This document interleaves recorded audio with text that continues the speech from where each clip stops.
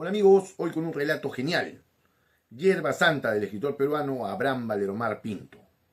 Les cuento todo sobre esta tremenda obra. Hierba Santa, publicado en 1939, es un cuento que nos sumerge en la compleja y dolorosa realidad de la vida, como la pérdida de un ser querido, nos puede marcar llevándonos a nuestra propia muerte. Valdemar describe con sensible dolor lo ocurrido con ese ser que fue acogido en su hogar como un hermano, llegándolo a querer como uno más de la familia.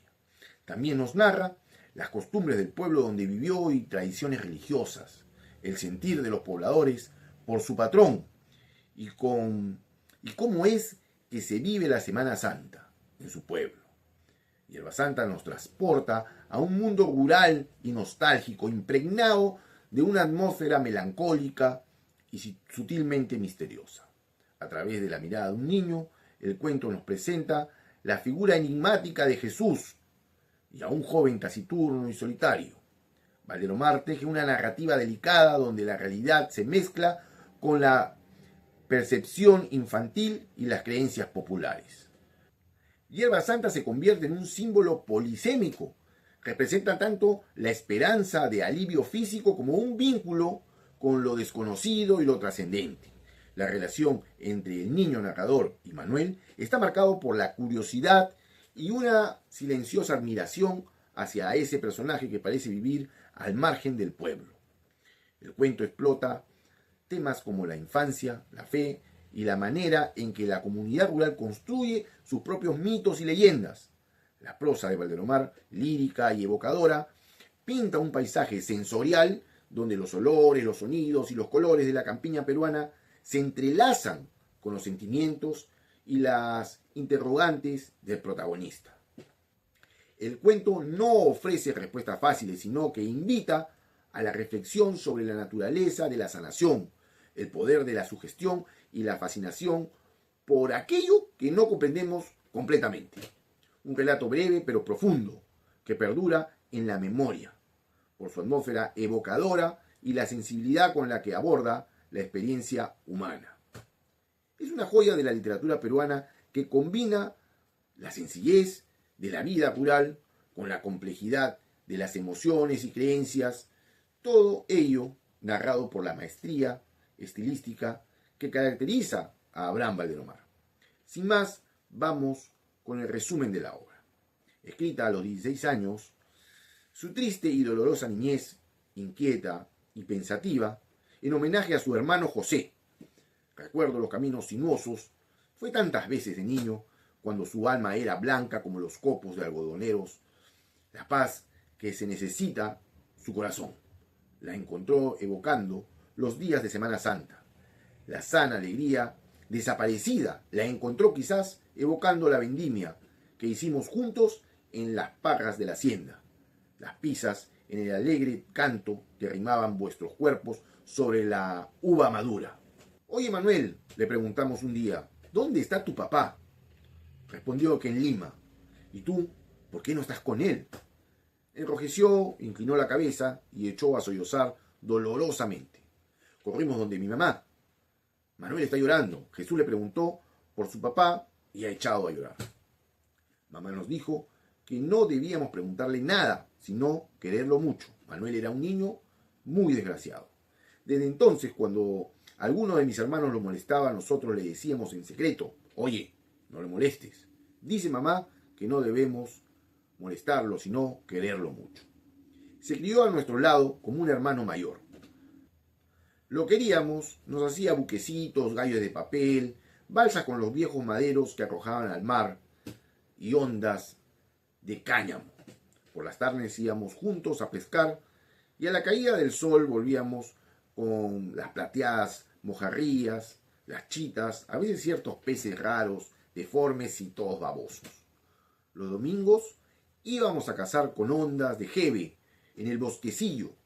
Volvíamos a casa cuando el sol se hundía enorme y rojo en el horizonte, con algunas tortolas, algunos gorriones y una que otra ave marina. Manuel era bueno como el pan de Semana Santa.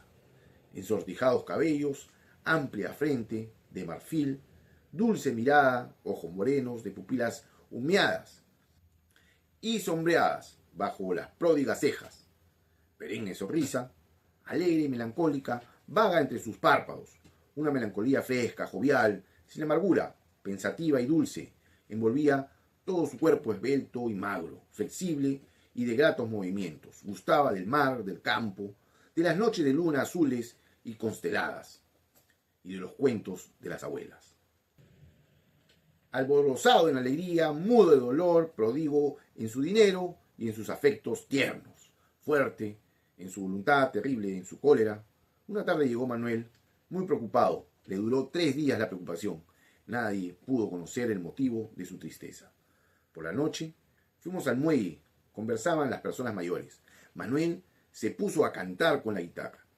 Notas extrañas que yo recuerdo medrosamente. Cantaba un yarabí que se deshacía en la brisa y se mezclaba al rumor de las olas. Yo he guardado un trozo de esa inolvidable canción toda mi vida. Era de un amor que nunca volvió. Enmudecieron todos y aquella noche oí desde mi cuarto sus sollozos de angustia.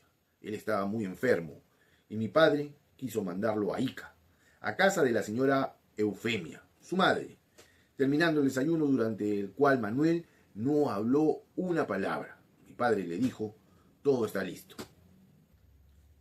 Se despidió de todos y salió rodeado de nosotros. A poco, el convoy se perdía sobre los rieles, camino hacia Ica. El lunes de Semana Santa, y nosotros, según la vieja costumbre, fuimos llevados a Ica. Nos alojamos en la casa de la abuelita. El tren llegó de noche y después de cenar nos acostamos. Jamás olvidaré el amanecer de aquel lunes santo. Un vocerío de gorriones poblaba el jardín y vibraban las voces familiares, y el mugir de las vacas y el sonar de baldes y cacharros. Niños, vamos a tomar leche cruda. Y uno traía uvas pintadas, otro en el regazo mangos, otros rosquitas mantecadas. Qué mañana tan hermosa, donde todo era tan bueno, dulce y tranquilo. Tantas cosas tan bellas que están muertas, como la buena abuelita y como el pobre Manuel. Como mis ilusiones de esos días y como estas mañanas de sol. Recuerdo vagamente como un sueño. El Jueves Santo era el día del Señor de Luren, patrón de mi pueblo.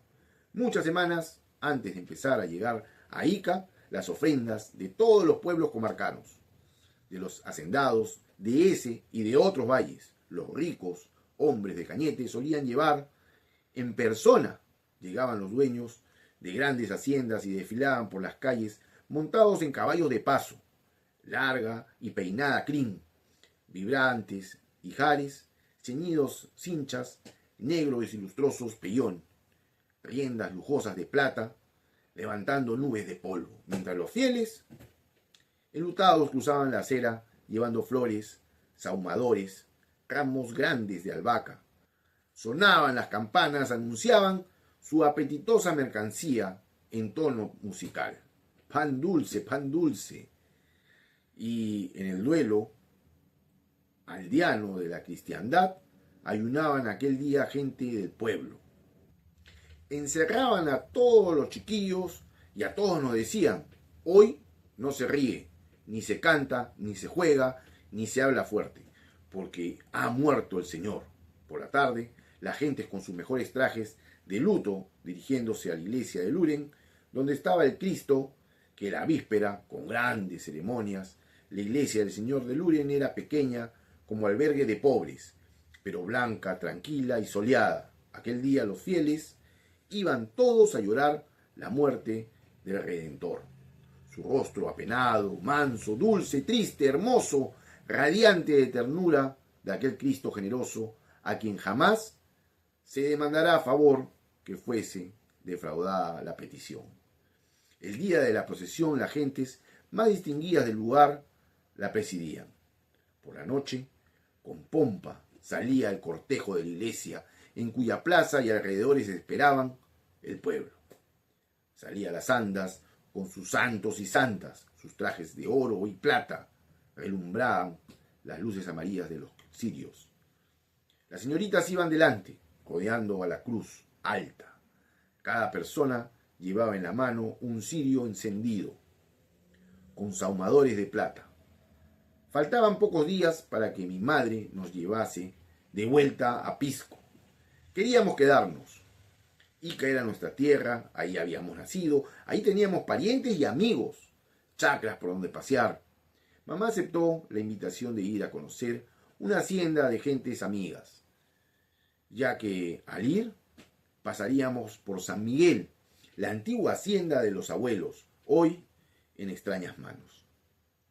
Era fresca y fecunda la tierra, siempre estaba húmeda y había árboles muy altos. Llegamos a un lugar amplio lleno de sembríos, en donde enormes y gruesos crecían los perales. Manuel seguía silencioso. Preguntó: ¿y este desierto dónde termina? Ah, en el mar, le respondieron. Le suplicaron a Manuel que cantase. Cantó bajo la luz del farol de querosene. Cantó su yarabí. En tu ventana moría el sol y abajo lento cantaba el mar. Y ella reía llena de amor, rubia del oro crepuscular, a la tristeza infinita de su voz, cómo iba entrando en el espíritu toda la melancolía de ese muchacho, al son de la guitarra y en las tinieblas de la noche, bajo la cual extendíase el campo oscuro y siniestro. ¿Qué cosas extrañas tiene los que van a morirse? Parece que los acompañara algo misterioso, algo que se ve en sus ojos, que los torna más dulces y más buenos, que los hace sonreír piadosamente. Manuel siguió cantando, terminó por fin su canción. No volvió nunca, mi pobre amor, jamás su mano volví a besar. Todas las tardes moría el sol y su ventana no se abrió más. Cesó de cantar y pidió su caballo. Nosotros debíamos quedarnos en la hacienda hasta el día siguiente. Insistió tanto que se le dejó partir. Un búho, con sus ojos fosforescentes, pasó por el comedor como si viniera de muy lejos. Aleteó torpemente. Antes de perderse, de nuevo gritó un grito pavoroso. ¡Crac! ¡Crac! Al día siguiente volvimos a la ciudad. Mi madre notó que ninguno de los parientes sonreía, y si lo hacía, era venciendo un gesto sombrío. ¿Qué ha pasado?, preguntaba. Algo ha pasado que ustedes no quieren decir. Salió una tía con los ojos enrojecidos. Sobresaltada, interrogaban todos y nadie se atrevía a decir la verdad. Salí yo a buscar a mis primos. Me dijeron todos con una crueldad infantil: Manuel se ha matado. Solté a llorar y fui en busca de mi madre. Manuel se había matado la víspera, después de volver de la hacienda. Por la noche fueron a verle mis hermanos. A nosotros no nos permitieron ni siquiera saber los detalles de su muerte. Al día siguiente fuimos a dejarlo en el cementerio. Pobre amigo nuestro. En el cementerio no querían dar permiso para enterrarlo. Cuántas cosas hicieron para que la piedad cristiana abriera las puertas de la última morada de aquel infeliz que había muerto de dolor y que había sido tan bueno en la vida. Temprano salió de Ica un pequeño convoy con el cajón de nuestro querido muerto. Un cuarto de hora después se detenía frente al cementerio. Iba cargando uno de mis hermanos y 3 parientes más. Seguimos el triste cortejo. No hubo sacerdote para el pobre Manuel. Metieron la caja negra en el nicho y pusieron en la pared húmeda su nombre y la fecha. Mis hermanos hicieron una cruz de caña, la colocaron al pie del nicho. Terminó todo. Al día siguiente llegamos a Pisco. Por mucho tiempo la tristeza tendió sus alas sobre nuestra casa. Quien llegue a Pisco y vea el faro del muelle, recuerde a Manuel. Perdónenle, traten de oír en el murmullo de las aguas que se debaten bajo el muelle, en las tinieblas de la noche, aquel sencillo verso del amigo sepulto. En su ventana morirá el sol y abajo lento canta el mar, y ella reía llena de amor, rubia de oro crepuscular. No volvió nunca, mi pobre amor.